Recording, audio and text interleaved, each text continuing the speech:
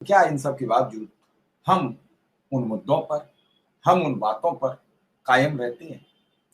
हम जो बात करते हैं, क्या हम इस बात पर कायम रहते हैं कि गरीब का कैसे होगा इलाज? कैसे बनेगी बात? कब तक बदलेंगे हालात? आम आदमी को रोजी-रोटी के लिए क्या है हमारी तैयारी? क्या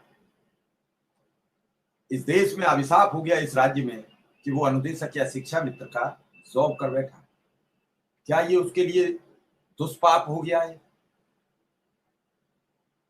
जब हमें कोई लाभ नहीं मिलता है तो हम उससे बहुत ज़्यादा नेगेटिव हो जाते हैं। उस बातचीत के बारे में हम सोच-सोच कर परेशान रहते हैं कि आखिर गलती क्या है? मैं बार-बार एक शब्द दोहराता हूँ कि कहा जाता है सामाजिक बातों में बैठ कर के हाथ को हाथ धोता है, लेकिन कब धोएगा हाथ को हाथ? यहाँ तक बात आ गई है। हाथ की तो बात छोड़ो, बदलते हालात, बदलते परिवेश, बदलते दृश्य, सब कुछ टूटता-बिखरता जीवन, बिखरता परिवार, बिखरते अरमा, बिखरते हुए हौसले और कुछ नहीं बचा है। सब कुछ अपने ही आँखों के सामने धूल-धूसरित होता दिख रहा है। बच्चे पढ़ नहीं पा रहे हैं, खुद बीमार हैं तो दवा ले नहीं पा रहे हैं। परिवार में कोई बीमार है तो उसे कहीं ले जाके दिखा नहीं पा रहे हैं। इन सब बातों के बावजूद हम फिर भी लगे हैं कि बदलेंगे, बदलेंगे और बदलेंगे। हमारे साथ एक हमारे यहाँ शिक्षा मित्र थे, उन्होंने हमें कहा था कि शाम को जुड़ेंगे, मुझे याद नहीं रहा, मैं आज उन्हें जोड़ूँगा, उनकी बात सुनूँगा और 1 सेकंड अभी आप सब लोग इंतज़ार कीजिए, क्योंकि वो बड़ी मुखर बात रखते हैं हमें शिक्षा मित्रों की। पिछले वो कई दिनों से ये प्रयासरत हैं कि बात की जाए।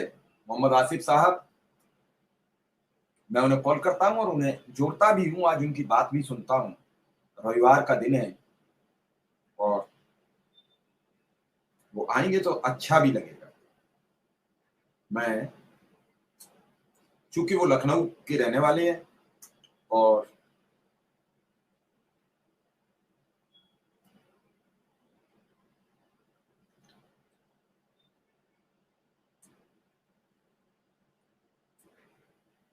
मैं अभी बात करता हूँ उनसे।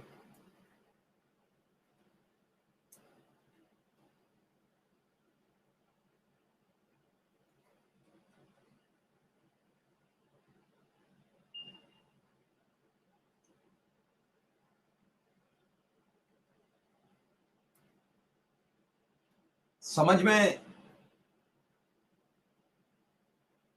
एक चीज़ ज़रूर समझ में आती है कि कुछ तो है, कोई ऐसी चीज़ ज़रूर है जो रोक रही है।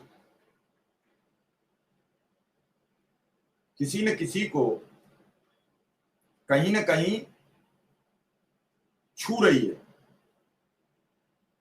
और ये सब चीज़ें तब होती हैं जब आपकी आवाज़, आपकी बात कोई सुनने को राज़ी नहीं है। हर वक़्त इंतज़ार, हर वक़्त तकरार, लड़ाई, झगड़े और इसी में जीवन व्यतीत होता चला जा रहा है। मानसिक अवसाद बढ़ता चला जा रहा है, सोच रहे हैं क्या होगा, कल का पता नहीं है, परसों के बारे में बयाना लिए बैठे हैं, आज का ये पता नहीं है कि हमारा क्या होगा। और इसी तरीके से ज़िंदगी का ये फ़लसफ़ा, ज़िंदगी का सफ़र बढ़ता चला जा रहा है। आखिर इसका क्या परिणाम होगा? क्या अंतिम स्थिति होगी? ये सवाल अभी बना हुआ है। मैं कोशिश करूँगा हमेशा मुखर रहने वाले शिक्षा मित्र उदय सिंह जी से भी आज बात करने का, और अगर उदय सिंह मुझे सुन रहे हैं तो मुझे व्हाट्सएप पर लिखें कि वो आज घर पर हैं कि नहीं, क्योंकि रविवार का दिन है।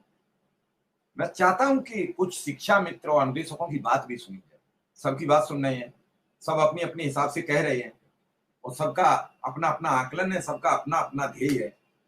हर व्यक्ति अपने हिसाब से अपनी ज़िंदगी जीता है, अपने हिसाब से वो आगे बढ़ता है और इसी तरीके से निरंतर प्रगति के पथ पर चलता रहता है, इसी आशा में कल कुछ होगा। और नहीं, मोहम्मद आसिफ ने आज कमेंट लिखा था, अनुराग जी, उन्होंने लिखा था मुझे काफी देर पहले मैसेज लिखा था कि शाम को सर मैं रहूंगा, आज मौका दीजिए। मैं बिना उसके नहीं कहता हूं, जब तक आदमी मुझसे नहीं मिले।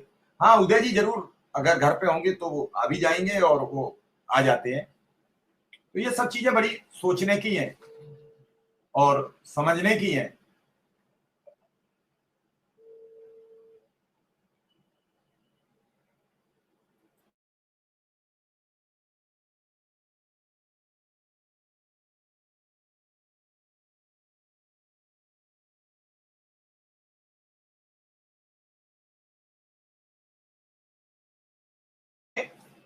और हर चीज का परिणाम अलग अलग होता है, मकसद अलग अलग होता है। सब लोगों को कभी कभी यही लगता है, और मुझे भी लगता है कि इतनी तानाशाही क्यों। इस तानाशाही का कोई तो अंत होगा। इस तानाशाही का